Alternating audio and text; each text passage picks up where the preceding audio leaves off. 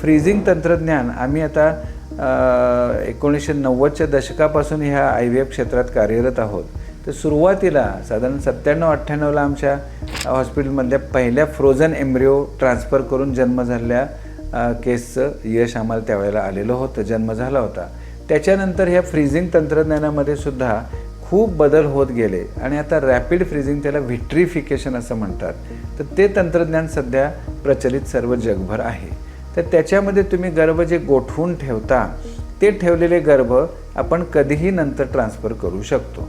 तर जेव्हा विशेषतः यंग पेशंटमध्ये अशी आमच्याकडे अनेक जोडपी आहेत की त्यांच्या ह्या पहिल्याच प्रयत्नामध्ये प्रयोगशाळेमध्ये आमच्याकडे 6-7 सुद्धा त्यांचे ब्लास्टोसिस तयार झालेले आहेत आणि मग त्यांच्यामध्ये आम्ही काय करतो की त्यातले पहिल्या अटेम्प्टला 2 गर्भ ट्रान्सफर करतो, त्यातून त्यांना यश येतं, प्रेग्नन्सी होते आणि ते बाळ झालेलं नंतर 4-5 वर्षानंतर ते पुन्हा आमच्याकडे येतात.